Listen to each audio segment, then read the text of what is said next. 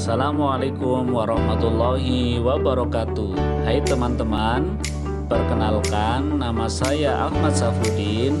Saya mahasiswa PPG Prajabatan Universitas Pancasakti Tegal, jurusan Bahasa Indonesia. Teman-teman, setelah saya mempelajari konsep refleksivitas, ada beberapa pemahaman baru yang saya dapatkan berkaitan dengan konsep refleksivitas. Nah, begini teman-teman, refleksivitas secara sederhana dapat diartikan sebagai bentuk introspeksi diri atau berkaca diri berkaitan dengan pengalaman yang telah dilakukan. Nah, seseorang yang melakukan refleksi akan berpikir kritis terkait dengan pengalamannya sendiri. Melalui proses itu, seseorang berusaha semakin memahami arti atau makna dan konsekuensi dari pengalamannya itu, sehingga mampu memilih tindakan yang cocok untuk pengembangan dirinya. Kegiatan refleksi dapat dilakukan sendiri atau dengan orang lain. Nah, itu teman-teman refleksivitas. Teman-teman, sehingga seseorang yang melakukan refleksivitas akan mengetahui kelemahan dan kelebihan guna untuk merencanakan perbaikan-perbaikan yang perlu dilakukan.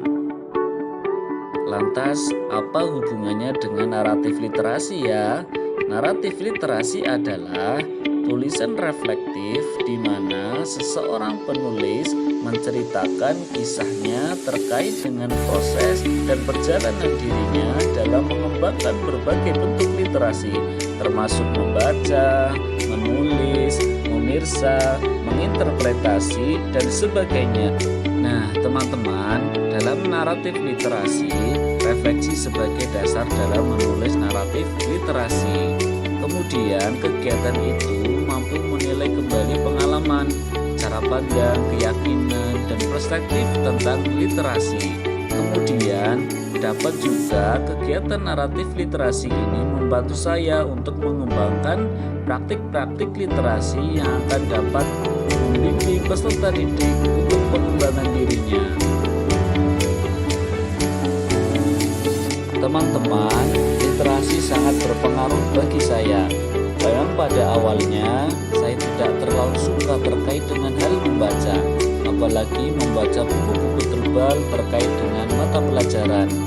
Namun anehnya saya suka membaca koran. Dimanapun ada koran, saya tertarik untuk membacanya. Mungkin karena informasi di koran lebih padat dan ada informasi terkait dengan lowongan, kemudian ada berita-berita hangat dan berita bola. Kemudian pada waktu kuliah, literasi saya terus berkembang. Saya suka puisi, cerpen, novel, kadang-kadang juga ikut lomba terkait dengan penulisan puisi dan cerpen. Sebagai seorang guru, saya akan menerapkan kerangka ORIM. Menurut kerangka ORIM, literasi anak akan berkembang bila orang tua memberikan atau melakukan 4 hal. Yang pertama adalah memberikan kesempatan, yang kedua memberikan pengakuan, kemudian melakukan interaksi, yang keempat adalah menjadi keteladanan. Kerangka ini dapat digunakan untuk mencermati atau merencanakan kegiatan literasi di rumah maupun di sekolah. Yang pertama, memberikan kesempatan. Guru sebagai katalisator mampu mengidentifikasi, menggali, dan mengoptimalkan potensi peserta didik, baik berkaitan dengan pembelajaran maupun literasi. Yang kedua, memberikan pengakuan. Guru sebagai motivator mampu memberikan pengakuan atau apresiasi atas keberhasilan yang telah dicapai oleh anak atau peserta didik, meskipun keberhasilan tersebut terbilang sederhana. Berkaitan dengan literasi ya teman-teman. Yang ketiga, interaksi. Guru sebagai fasilitator mampu membantu peserta didik dalam proses pembelajaran dan berliterasi, serta menjadi teman diskusi dan bertukar pikiran. Yang keempat, keempat, keteladanan. Guru sebagai pengajar mampu memberikan keteladanan berliterasi kepada peserta didik. Hal ini ditandai dengan penguasaan pengetahuan oleh pendidik. Pengetahuan yang pendidik kuasai didapatkan melalui kegiatan literasi seperti membaca, menyimak, menulis, dan sebagainya.